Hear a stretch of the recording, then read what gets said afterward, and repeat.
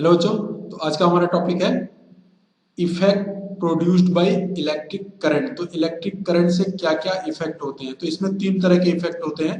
पहला क्या है, हीटिंग इफेक्ट, जो हम इसी चैप्टर में अभी पढ़ेंगे। नेक्स्ट है हमारे पास मैग्नेटिक इफेक्ट, जो नेक्स्ट चैप्टर में हम पढ़ेंगे।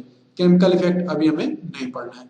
तो हीटिंग इफेक्ट ऑफ करंट क्या है कि अगर कोई वायर है या कंडक्टर है जिसका रेजिस्टेंस कितना है, आर है, और इसमें आई करंट फ्लो करता है टी टाइम तक, आई करंट फ्लो करता है टी टाइम तक, तो उसमें हीट प्रोड्यूस्ड होगा। उस हीट की जो वैल्यू होगी वो कितनी होगी, आई स्क्वायर आर टी के बराबर होगा। यही हमारा हीटिंग इफेक्ट ऑफ करंट है। अब चीज को एक बार फिर से देख लो। यहां से देखो क्या है, when an electric current is pass through a high resistance wire like nichrome wire, the resistance wire becomes very hot and produced heat। वो बिल्कुल रेड तरीके का हो जाएगा, लाल, और वो हीट प्रोड्यूस करेगा। This is called the heating effect of current. इसी इफेक्ट को हम क्या बोलते हैं, हीटिंग इफेक्ट ऑफ करंट बोलते हैं। अब क्या है, यहाँ पे जो रेजिस्टेंस है वो सेम वर्क करता है जैसा कि मैकेनिक्स में फ्रिक्शन वर्क करता है। जैसे फ्रिक्शन का क्या काम होता था, हीट प्रोड्यूस करना, उसी तरह से यहाँ पे रेजिस्टेंस का काम क्या है, हीट प्रोड्यूस करना। ये भी पॉइंट देख लो, the role of resistance in the electrical circuit is similar to the role of friction in mechanics. तो तुम्हें H equal to I square R T, ये एक फार्मूला मिल गया हीट प्रोड्यूस्ड का। हीट हमारा क्या है, एनर्जी है, इसलिए इसकी यूनिट क्या होगी, जूल होगी। नेक्स्ट देखो, ये जो हमने हीटिंग इफेक्ट ऑफ करंट पढ़ा, इसी से हमारा ये डिराइव हुआ है जूल्स लॉ ऑफ हीटिंग। उसके अकॉर्डिंग क्या है कि heat produced in a wire is directly proportional. जो हीट प्रोड्यूस होगा वो डायरेक्टली प्रोपोर्शनल किसके होगा, square of the current flowing through the conductor. Second, directly proportional to the resistance and directly proportional to the time for which the current is produced. यानी एक तरीके से तुमको क्या क्या मिल गया कि जो हीट होगा वो directly proportional to the I square, heat is directly proportional to the R and heat is directly proportional to the T। इन्हीं तीनों को मिला करके हमारा फार्मूला बनता है H इक्वल टू क्या, आई स्क्वायर आर टी।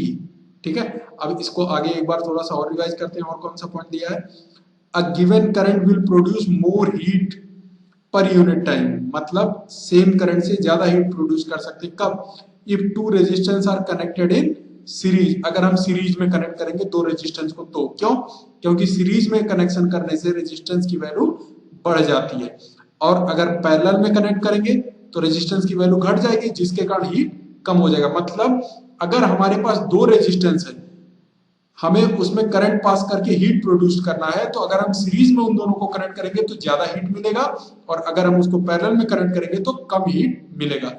इसका रीजन क्या है कि सीरीज में कनेक्ट करने से रेजिस्टेंस की वैल्यू बढ़ जाती है, इसलिए हीट बढ़ जाता है, और पैरेलल में कनेक्ट करने से ओवरऑल रेजिस्टेंस की वैल्यू घट जाती है, इसलिए हीट भी घट जाता है। ठीक है, अब इसी फार्मूले से H equal to I square R T से ये तीन फार्मूले और बनाएंगे। इधर देखो next point, all the appliances which run on electricity do not convert the all electrical energy into the heat. तो सारी की सारी जितनी इलेक्ट्रिकल एनर्जी आ रही है, पूरा का पूरा हीट में कन्वर्ट नहीं होता है। ठीक है, अब इसके बाद देखो, ये जो तीन फार्मूले हमने लिखे हैं, H equal to I square R T, H equal to V square by R T, H equal to V I T, ये कैसे मिलता है वो देखो। H equal to I square R T, ये हमारे पास दिया हुआ है H equal to I square R T. अब यहाँ पे क्या करो, आई स्क्वायर आर तो है ही, टी है, तो यहाँ पे आर से ऊपर नीचे मल्टीप्लाई कर दो। ऐसा करने से क्या हो जाएगा, आई स्क्वायर और आर का स्क्वायर मिल जाएगा, और क्या मिलेगा, नीचे एक आर मिलेगा और टी मिल जाएगा। अब ये जो आई स्क्वायर आर स्क्वायर है, इसको लिख दो आई इंटू आर का स्क्वायर इंटू टी, और नीचे कर दो आर।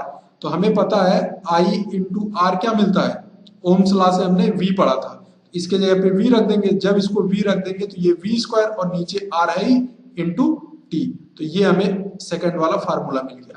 इसके बाद देखो थर्ड वाले फार्मूले के लिए हम क्या करेंगे, फिर से वही H इज इक्वल टू क्या था, आई स्क्वायर आर टी। ठीक है, तो आई और आई इंटू आर अलग करो और टी अलग करो। आई स्क्वायर था ना, उसको आई इंटू आई लिख दिया, तो आई हो गया, और आई इंटू आर फिर वी हो गया। तो इस तरह से हमें क्या मिल गया, वी आई टी। तो ये हीट के हमारे पास तीन फार्मूले मिल गए। कौन कौन से? पहला आई स्क्वायर आर टी, दूसरा V square by R into T, और वी आई टी। अब देखो हीटिंग इफेक्ट ऑफ करंट का कहाँ यूज करते हैं हम रियल लाइफ में, अपने कौन कौन से एप्लीकेशन में ये दिखाई देता है। तो पहला देखो इलेक्ट्रिक प्रेस में, इलेक्ट्रिक प्रेस जल्दी से हीट हो जाता है। क्यों? क्योंकि उसमें जो एलिमेंट लगा होता है वो नाइक्रोम वायर का बना होता है, जिसका रेजिस्टेंस बहुत ज्यादा होता है। जब उसमें करंट पास करते हैं तो बहुत ज्यादा हीट प्रोड्यूस होता है और प्रेस हमारा गर्म हो जाता है। तो ये भी इसी प्रिंसिपल पे वर्क करता है। तो एक बार यहाँ देख लो, an electric iron work on the heating effect of current. When current is passed, the heating element made the nichrome wire becomes red hot and produced heat. Same इसी तरह का हीटिंग कॉइल, हमारे पास जो फिलामेंट होता है bulb में, वो भी रेड हो जाता है, बिल्कुल लाल हो जाता है, जिससे हमें रोशनी मिलने लगती है। तो यही चीज यहाँ पे भी दिखाया गया इलेक्ट्रिक बल्ब में। ये जो टंगस्टन का फिलामेंट होता है, ये टंगस्टन का जो वायर होता है, इसका रेजिस्टेंस ज्यादा होता है और मेल्टिंग पॉइंट बहुत ज्यादा होता है। ठीक है, रेजिस्टेंस ज्यादा होने से बहुत ज्यादा हीट प्रोड्यूस करता है, और टेम्परेचर ज्यादा भी होता है तो ये मेल्ट नहीं होता। क्यों? क्योंकि मेल्टिंग पॉइंट बहुत ज्यादा होता है। इसमें जो गैस भरी जाती है आर्गन और नाइट्रोजन भरी जाती है, जो कि एक तरह से किसी भी तरह का रिएक्शन नहीं करता, वो नॉन रिएक्टिव एजेंट की तरह वर्क करता है यहाँ पे। तो ये था हमारा एप्लीकेशन पार्ट।